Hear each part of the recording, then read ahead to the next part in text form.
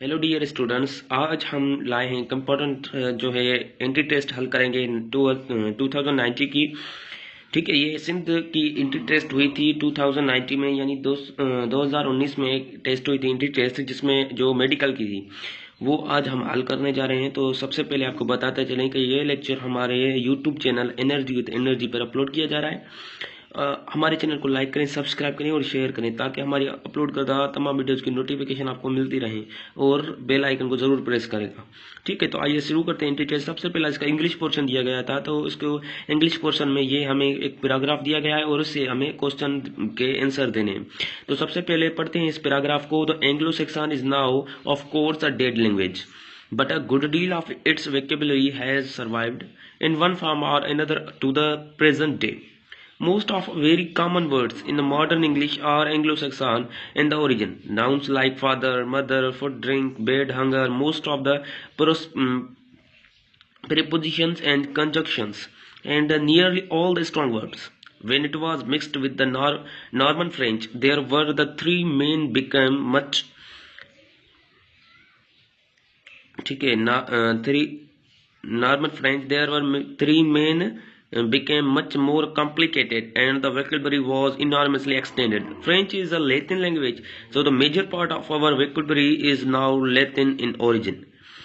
A dead language is a इसका option देना है हमें कि डेड लैंग्वेज क्या होती है। Dialect of language, Latin language. Latin language तो एक लैंग्वेज है, मिक्स्ड विद अदर लैंग्वेज, ये भी मिक्स्ड होगी, यानी ये तो नहीं हो सकता। नो मोर स्पोकन, ये इसका करेक्ट ऑप्शन है, क्योंकि तो वो डेड लैंग्वेज का मतलब है यानी को वो लैंग्वेज जो कभी बात ही नहीं की जाए, यानी हम उसको याद ही ना करें। कि मिसाल, हमें कोई आदमी है, हम उसको याद ना करें तो वो पुराना हो जाएगा, यानी वो आदमी जिसके बारे में नहीं बात की जाएगी वो उस हमारे लिए क्या हो जाएगा, मर जाएगा। यानी इसलिए ये लैंग्वेज जो है अभी स्पोकन नहीं की जाती, इसलिए इसको डेड लैंग्वेज कहा जाता है। The vocabulary was enormously extend means vocabulary has, vocabulary जो वर्डों की वोकैबुलरी होती है वो इंक्रीज जो है एक्सटेंड यानी स्प्रेड होती जा रही है। तो उसका मतलब क्या है, ये क्या हो रही है, डिक्रीज हो रही है, इंक्रीज हो रही है, रिड्यूस हो रही है, आसान हो रही है, या अभी सर्वाइव कर रही है, जिंदा है। इसका मतलब होता है कि वोकैबुलरी इनॉर्मसली एक्सटेंड का मतलब है तो ये वोकैबुलरी क्या हो रही है, एक्सटेंड तो स्प्रेड हो रही है, यानी ये क्या हो रही है, इंक्रीज हो रही है। तो इसका करेक्ट ऑप्शन ए होगा। अब इसमें कहा जा रहा है कि choose the word most similar in meaning to the capitalized one. इसमें से कौन सा वर्ड है जो दूसरे का सिमिलर है। अनएम्बिगियस, ठीक है, इसका जो है सिमिलर वर्ड हमें ढूंढना है। इसका मतलब होता है मुकम्मिल, ठीक है, कंप्लीट, ठीक है। तो इसका एग्जैक्ट मीन्स एग्जैक्ट मना आउट करना, क्लियर कंप्लीट करना, इंटरेस्टिंग मना उसमें इंटरेस्ट डालना, सफिशिएंट बहुत ज्यादा, ठीक है, सफिशिएंट मतलब ज्यादा। तो इसका करेक्ट आंसर होगा क्लियर। क्लियर का मतलब क्या होता है, कंप्लीट, और इसका अनएम्बिगियस का मतलब हमने क्या कहा, क्लियर कंप्लीट। तो इसका करेक्ट ऑप्शन क्या होगा, बी होगा। लीजेंट, लीजेंट कहा जाता है ओल्ड स्टोरी को, तो ये डायरेक्टली आंसर आ गया ओल्ड स्टोरी। ठीक है, ये आप देख रहे हैं कि ये एमबीबीएस की टेस्ट है 2019 की। अब हम क्वेश्चन नंबर 15 की तरफ चलते हैं। तो we must dash back by 6 o'clock, इसमें कौन सी जो है कौन सा वर्ड अप्रोप्रिएट होगा, बी होगा, केन होगा, हेज होगा, हेव होगा। We must be back, must के साथ हमेशा बी लगता है। मस्ट इज क्या करेगा, हमेशा अपने आप में बी लेता है, तो हमें यहाँ पे करेक्ट ऑप्शन क्या होगा, ए होगा। We must be back by 6 o'clock। अब 16 आंसर जो है क्वेश्चन है, birds usually dash eggs in their nest. The birds laid, lain, lay, lie. ये आपको डिफरेंस पढ़ना होगा, ये ग्रामर में इंपॉर्टेंट डिफरेंस लाता है कि ये ले, लेन, लेड, ये आपस में क्या है, एक दूसरे के क्या है, सेकंड प्रीपोजिशन है, एडजेक्टिव है आपस में, ठीक है, उनका आपस में बहुत लेना देना है। लेकिन अब कभी ले का मतलब होता है कि वहां वो चीज जो एक जगह से दूसरी जगह से ना ले जाए, एक ही जगह पे रखी जाए, तो इट्स ले, उसको इस्तेमाल क्या करा जाता है, ले। तो birds usually lay eggs in their nests, इसका करेक्ट ऑप्शन क्या होगा, सी होगा। Choose the lettered words of phrase that is mostly nearly opposite in meaning to the words in capital letters.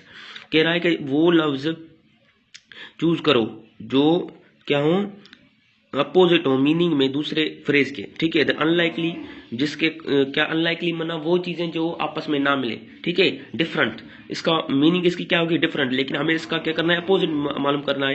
तो पॉसिबल अनलाइकली का easy माना में हो सकता है, पावरफुल तो नहीं होगा, टेक फॉर ग्रांटेड ये लीव के लिए होता है, यानी ये भी नहीं होगा। तो इसका करेक्ट ऑप्शन क्या होगा, फेमिलियर का मतलब होता है दो चीजें हैं एक जैसी हों, जबकि तो अनलाइकली का मतलब होता है दो चीजें मुख्तलिफ हों। तो इसका करेक्ट ऑप्शन क्या होगा, ए होगा। ब्रिलियंट यानी शानदार, तो इसका एडवोकेट मीन्स ये भी शानदार है। ट्रबल्ड मुसीबत में, अनप्रेड्यूस्ड ये भी ऑप्शन इसका नहीं होगा। डल मतलब खराब, ब्रिलियंट मतलब शानदार, यानी इसका करेक्ट ऑप्शन क्या होगा, बी होगा। इन्वेडर का मतलब होता है हमलावर, जो हमला करते हैं, जबकि तो एक यहाँ से हमला करेगा तो दूसरा उसको क्या करेगा, इनहिबिट करेगा, रोकेगा, यानी वो जो हमला कर उनको रोके तो उनको इनहिबिट कहा जाएगा। इसका करेक्ट ऑप्शन डायरेक्टली निकल आया सी। इनफीबिल्ड मीन्स कमजोर, ठीक है। अब यहाँ पे डिस्टेंस है, डोमिनेंट है, मिस्टेक इन है, पावरफुल है, तो इसका करेक्ट ऑप्शन क्या होगा, डी होगा। इसका करेक्ट ऑप्शन क्या होगा, यहाँ पे मैं टिक भी कर देता हूँ, डी होगा, ठीक है। अब हम क्वेश्चन दूसरा करते हैं। यहाँ पे हमने जो क्वेश्चन लिए थे वो आगे पीछे हो गए हैं, तो आपको जो ये कंफ्यूज नहीं होना, आपको बस क्वेश्चन करते जाना है, आपको नंबर पे नहीं देखना, ठीक है। तो डिमोन्स्ट्रेट का मतलब क्या होता है, डिमोन्स्ट्रेट मीन पॉइंट आउट, किसी चीज को शो करना, ठीक है, किसी चीज को शो करना। यहाँ पे जो शो हो रहा है वो स्टेब्लिश मीन्स वो चीज जो नहीं पैदा हो, ठीक है। इन्वेंट वो भी जो नहीं पैदा हो, प्रोड्यूस यानी वो भी नहीं पैदा हो, शो जो चीज हमारे पास हो उसको हम दूसरे को दिखाएं तो उसके लिए शो इस्तेमाल करते हैं, यानी डिमोन्स्ट्रेट का इजी वर्ड क्या होगा, शो। फिली का यहाँ पे ये हमने क्या किया है, इसकी सेम मीनिंग वाला वर्ड है, ये क्या है, सेम मीनिंग है, यानी इसका सिमिलर वर्ड है, ठीक है। फिली का सेम मीनिंग क्या होगा, स्केप। फिली का मतलब होता है भाग जाना, स्केप मीन्स भाग जाना। फेस की माना क्या होगी कि उस किसी चीज को इन फ्रंट होके उसका सामना करना, फियर खौफ होना, फ्लो बहना, किसी चीज की तरफ बहना, तो ये इसका लफ्ज नहीं होगा। फिली का मतलब होता है स्केप यानी भाग जाना। अब यहाँ पे जो है हम ये क्वेश्चन हल नहीं करेंगे, ठीक है, ये क्वेश्चन हल नहीं करेंगे, हमने यहाँ पे ये क्वेश्चन हल करते हैं। अब हम चलते हैं साइंस के पोर्शन की तरफ, ठीक है। तो आइए चलते हैं। अब यह केमिस्ट्री का दूसरा पोर्शन दिया गया था जो बड़ी इंपॉर्टेंट क्वेश्चन में आता है। तो सबसे पहला केमिस्ट्री का क्वेश्चन आया है, an ionic compound A+B- is most likely to be formed when, अगर A+ है B- है, ये कब बनता है, क्या कंडीशन होगी इसमें, मतलब A पॉजिटिव है B- है, इसका मतलब क्या है, इसका मतलब है कि अगर किसी चीज आयनाइजेशन एनर्जी किसी चीज की ज्यादा होगी, ठीक है, तो उस पे A- आ जाएगी, लेकिन अगर किसी चीज की आयनाइजेशन A लो होगी तो उस पे पॉजिटिव आ जाएगी, और जिसकी इलेक्ट्रॉन अफिनिटी ज्यादा होगी तो उस पे माइनस चार्ज आ जाएगी, ठीक है। A+ का मतलब है इसकी आयनाइजेशन एनर्जी जो है तमाम लो है, जबकि तो B- का मतलब है इसकी इलेक्ट्रॉन अफिनिटी यानी किसी चीज को अफिनेट करने की जो है एनर्जी तमाम ज्यादा होगी। तो इसका ऑप्शन देखते हैं, the ionization energy of A is high, नहीं ये तो नहीं हो सकता, A की लो होगी। The ionization of A is low and electron affinity B is high, ये करेक्ट ऑप्शन है, जबकि तो बोथ आयनाइजेशन A भी नहीं होगा, बोथ ये होगा, ये करेक्ट ऑप्शन है बी। एक किसका, बी सही है। 1 calorie is equal to, 1 calorie जो होता है किसके बराबर होता है, ये याद करने की वैल्यू है, डायरेक्ट आती है 4.184 जूल, ठीक है, ये याद करने की। यहाँ पे ये फार्मूला दिया गया है CrNH3, ठीक है, 4 अंडर ब्रैकेट दिया गया है, और 4 क्लोरीन, ठीक है, Cl2 ये फार्मूला जो है ट्रिक की तरफ मालूम किया जाता है। तो सबसे पहले हम क्या करेंगे, इसके जो है कितने तादाद हैं, ठीक है, कितने हैं, try chloro, 1 chlorine 2 chlorine, try chloro tetra क्यों कहा हमने, यहाँ पे 4 है, ये 3 क्लोरीन और ये tetra, try chloro tetra amine है, इसके अंदर ट्रेट्रा क्या है, अंदर अमाइन है, या ट्राई क्लोरो ट्रेट्रा अमाइन, और इसके आए chromium, try chloro tetra amine chromium 3, ठीक है। अब दूसरी तरफ ये इसका करेक्ट ऑप्शन होगा ए। अब चलते हैं, the volume occupied 1.4 gram N2 at STP, volume occupied होगा 1.4 ग्राम N2 एट STP, तो इसका करेक्ट, आप इसको हल करेंगे तो इसका करेक्ट ऑप्शन आएगा 1.12 dm3। The chemical name of zinc hydro, ये जो जिंक है मैं आपको इसका नाम नहीं बताऊंगा क्योंकि आपको इसमें मालूम करना है। तो ZnOH4 2 इनवर्स 1, 2 इनवर्स, ठीक है। तो इसका करेक्ट ऑप्शन क्या होगा, टेट्राहाइड्रोक्सोजिंकेट, टेट्राहाइड्रोक्सोजिंकेट। और 4 यहाँ पे लिखा हुआ है तो हमें यहाँ पे 4 लिखना पड़ेगा, तो इसका करेक्ट ऑप्शन क्या होगा, बी होगा।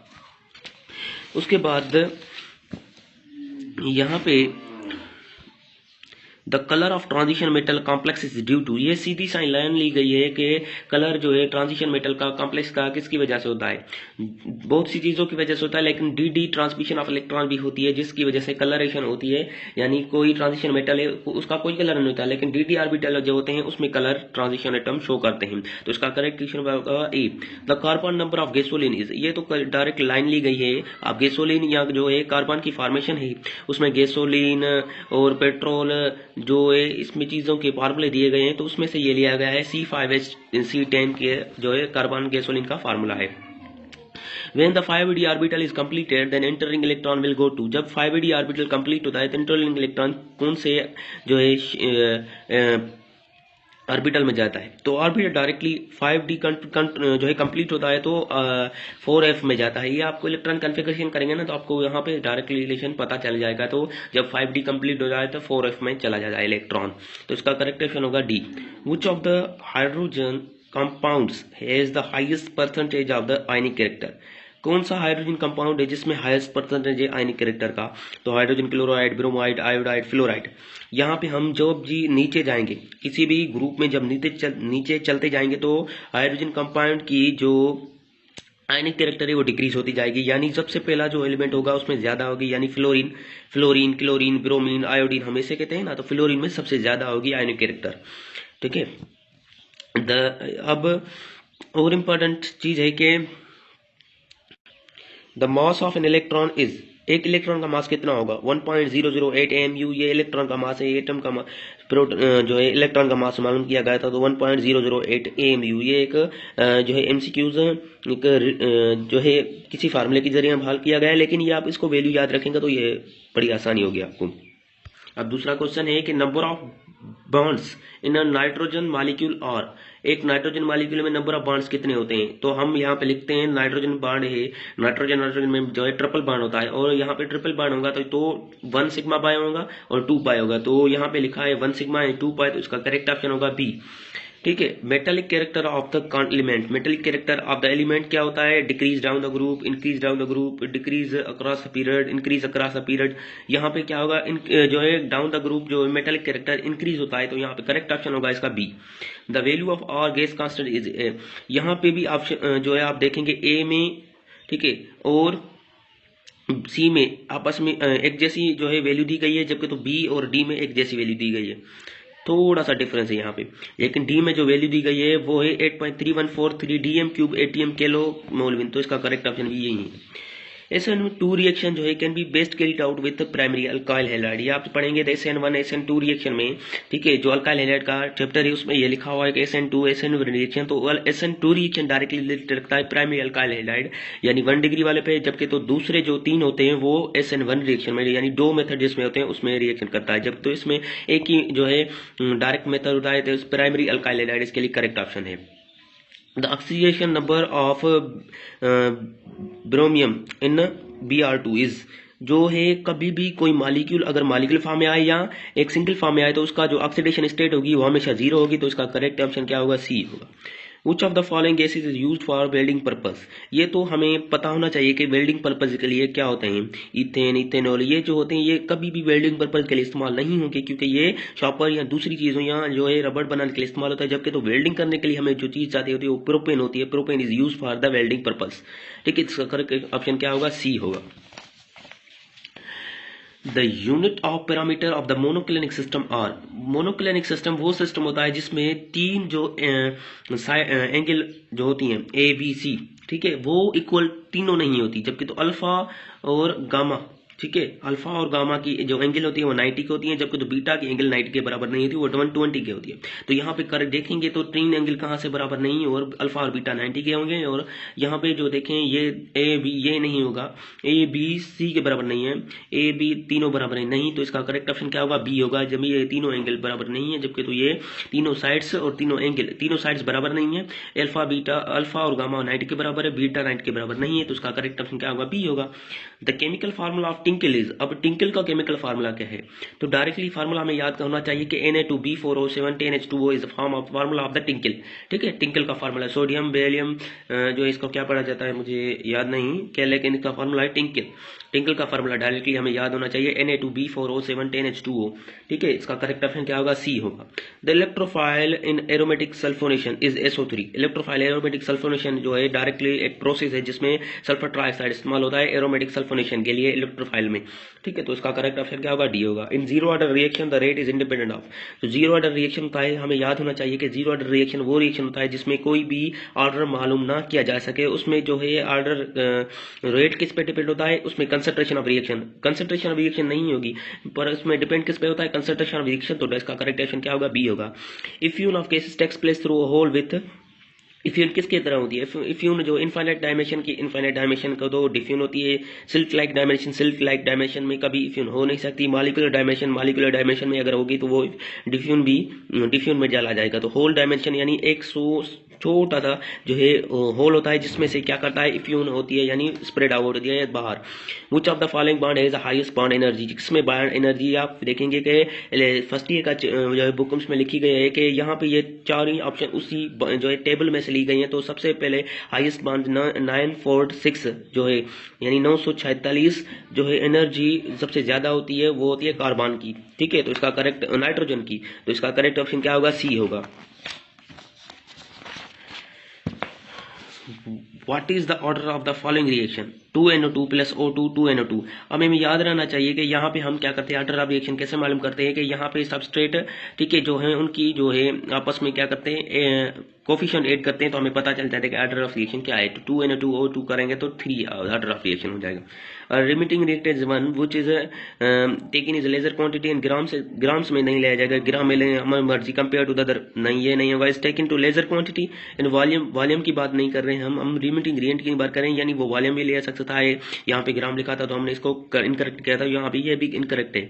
Give the minimum amount of the product which is required, gives the equal amount of product and product, ये नहीं होगा क्योंकि इक्वल होगा तो ये रिएक्शन हो भी नहीं सकता। तो इसका करेक्ट ऑप्शन क्या होगा, सी होगा। तो limiting reactant is 1 which is gives minimum amount of product which is required. In T-butyl alcohol the tertiary carbon is bounded to, T-butyl alcohol में टर्शियरी कार्बन किसी भी हाइड्रोजन एटम से attach नहीं होता। यहाँ पे हाइड्रोजन कार्बन के atom तो कार्बन से तो होता है, लेकिन एक कार्बन से और 9 हाइड्रोजन एटम में होता है, हाइड्रोजन अटैच नहीं होता। तो इसका करेक्ट ऑप्शन क्या होगा, A. The net heat change in chemical reaction is the same whether is brought about the 2 or more different ways in 1 or several steps is known as Hess's law. Hess's law हमने पढ़ा था first year के book में। तो कोई भी जो है एक रिएक्शन एक ही मेथड में किया जाए या डिफरेंट मेथड से फिर अगर आकर एक ही पॉइंट पे लाया जाए तो उसकी जो हीट चेंज होगी वो सेम होगी। एसिस लॉ का इसका करेक्ट ऑप्शन क्या होगा, बी होगा। द यूनिट ऑफ के ठीक है unit of KSP is equal to the mole square DM3। इसका करेक्ट ऑप्शन क्या होगा, बी होगा। Tritium is an isotope of hydrogen contents, tritium क्या है, आइसोटोप है हाइड्रोजन का, और क्या कंटेंट करता है, equal number of the electron neutron नहीं, equal number of the electrons protons and neutron नहीं, इसका number of the neutrons are doubled than number of the electron. सही के ट्राइटियम और हाइड्रोजन में क्या फर्क है कि नंबर ऑफ न्यूट्रॉन जो होते हैं एक दूसरे के बिहाफ में डबल होते हैं। तो इसका करेक्ट ऑप्शन क्या होगा, सी होगा। Number of neutron is half than number of proton, D तो नहीं होगा। इसका करेक्ट ऑप्शन क्या होगा, सी होगा। ठीक है, determine the significant figure in 0.085। तो इसका करेक्ट ऑप्शन क्या होगा, सी। यहाँ पे 4 सिग्निफिकेंट फिगर हमें मालूम करने। Hydrogen bonds are represent by, hydrogen bond को हम डॉटेड बॉन्ड कहते हैं। आप फर्स्ट ईयर के बुक में देखेंगे तो सीधी सी लाइन लिखी हुई है कि hydrogen bond is also called dotted bond. तो इसका करेक्ट ऑप्शन क्या होगा, डी होगा। Orbital having same energy are called hybrid orbital या डीजेनरेट ऑर्बिटल। इसका करेक्ट ऑप्शन, अगर ये दोनों ऑप्शन आ जाते हैं तो आपको डीजेनरेट ऑर्बिटल में टिक करना होता है। इस पे 3 hybrid orbital are formed by the mixing of 1s and 3p। आप देख रहे हैं कि यहाँ पे 1s से 3p है, तो डायरेक्टली इसका करेक्ट ऑप्शन क्या होगा, बी होगा। इसमें कोई सोचने वाली बात भी है ही नहीं। Which statement about the following equilibrium is correct? 2SO2 plus O2, यहाँ पे SO3 बन रहा है और एनर्जी रिलीज हो रही है माइनस में 395 किलो जूल पर मोल। तो इसके लिए value of KSP falls with rising temperature. Temperature के कभी भी टेम्परेचर के बढ़ने से कभी भी KP फॉल्स नहीं होगी, जबकि तो प्रेशर जब हम इंक्रीज करेंगे तो KP फॉल्स होती है। तो इसका करेक्ट ऑप्शन क्या होगा, बी होगा। ठीक है, इसका KP और KC इसके इक्वल नहीं होगी, KP रिमेन्स कांस्टेंट नहीं होंगे, तो इसका करेक्ट ऑप्शन क्या होगा, बी होगा। ठीक है, जब क्या होगा, टेम्परेचर प्रेशर इंक्रीज होगा तो केपी किसी भी जो है SO2 S plus O2 SO3 की क्या होगी, इनको माइनस में है ना, तो हम क्या करेंगे, प्रेशर इंक्रीज करेंगे तो उसकी केपी जो है रिलीज होती जाएगी, यानी इनकी जो है बढ़ती जाएगी, तो इंक्रीज होती जाएगी, इसका करप्शन क्या होगा, P होगा। यहाँ पे आप देख रहे हैं कि catalyst catalyst increase the rate of reaction by, catalyst किस तरह इंक्रीज करता है rate of reaction by lowering the activation of energy. यहाँ पे डायरेक्ट लिखा हुआ है decrease the activation of energy, तो इसका करेक्ट ऑप्शन भी ये होगा। How many atmosphere corresponding to 1050, ठीक है, टॉर एक 1050 यानी 1050 टॉर कितने एटमॉस्फेयर के बराबर है। तो आप जो है प्रॉब्लम करेंगे तो उसमें जो ऑप्शन आएगा वो 1.0050 पे आएगा, ठीक है। The pH of the 10-3 mole DM³ of an aqueous solution of H2SO4 is, ये 3.0, ये डायरेक्ट यहाँ पे आप देख रहे हैं -3 लिखा हुआ है, यानी इस पे कोई भी ऑप्शन और दूसरी कोई सा सॉल्यूशन नहीं है, तो डायरेक्ट इसका करेक्ट ऑप्शन यहाँ पे जो है यूज होता है एक्सपोनेंट, वही हम लिखते हैं, तो 3.0 इसका करेक्ट ऑप्शन है। कॉपर जो जोइड 29 है इज अ डेंट, यानी इसका जो इलेक्ट्रॉनिक कन्फिग्रेशन की जाए तो आखिरी ऑर्बिटल D ऑर्बिटल कितने इलेक्ट्रॉन कंटेन करेगा, तो उसमें जो है D ऑप्शन है, जो उसमें D ऑप्शन है और D में कितने इलेक्ट्रॉन होंगे, 10 होंगे, तो इसका करेक्ट ऑप्शन क्या होगा, D होगा। The down cell use to prepare, down cell किसके लिए यूज होता है, सोडियम मेटल के लिए, sodium hydroxide, sodium bicarbonate, sodium bicarbonate, ठीक है, तो इसका करेक्ट ऑप्शन होगा D, सोडियम मेटल के लिए। Which of the following will have maximum value of the heat of the hydration, sodium calcium film, आप देखते जाएंगे सबसे पहला एलिमेंट क्या आता है, सोडियम, पहले ग्रुप के एलिमेंट ज्यादा जो है वैल्यू रखते हैं हीट हाइड्रेशन के, तो इसका करेक्ट ऑप्शन क्या होगा, A होगा, सोडियम। अब दूसरा क्वेश्चन आ गया है कि मोलरिटी या प्योर वाटर, मोलरिटी जो है प्योर वाटर की, हमें बस ये इसकी वैल्यू याद होनी चाहिए 55.5, जो इसका करेक्ट आंसर होगा D। The solubility of product of silver chloride is 2.0 into 10 to the power -10 mole square DM inverse 6. The maximum concentration of Ag minus ions in the solution is, ये जो है exercise जो है Punjab text की वहां से लिया गया है, और ये एक हम क्वेश्चन कहाँ से भी लिख सकते हैं, क्योंकि हमारा कॉन्सेप्ट क्लियर होगा तो हम क्वेश्चन कर सकते हैं, तो इसका करेक्ट ऑप्शन होगा 1.4 into 10 to the power -12 mole DM³। ये आप इसको आप खुद करेंगे तो इसका करेक्ट आंसर भी आएगा। ये मेरे पास इतना टाइम नहीं है कि आपको करके दिखाऊं, क्योंकि मुझे कहीं जाना है, तो मैं आपको बस यहाँ पे रिव्यू दे रहा हूँ। The change in heat energy of chemical reaction at constant temperature and pressure is called, change in heat energy of chemical reaction at constant temperature and pressure is called enthalpy change. या आप enthalpy change यानी enthalpy की delta H की जो है definition लिखी हुई है, यहाँ पे एंथैल्पी ऑफ चेंज यानी डेल्टा एच की जब आप डेफिनेशन पढ़ेंगे तो यही डेफिनेशन लिखी होगी, और आप इसको डायरेक्टली टिक भी कर सकते हैं। Which of the following of the pair groups belong to the meta group, ठीक है, तो हमें दिखता है रेडिकल और OH ये मेटा ग्रुप में होते हैं, ठीक है। Which of the following molecule have zero dipole moment, कौन सा मॉलिक्यूल है जिसमें जीरो डाइपोल मूवमेंट होती है, BF3 CH3 ammonia CH3 H2O, तो इसका करेक्ट ऑप्शन क्या होगा, B,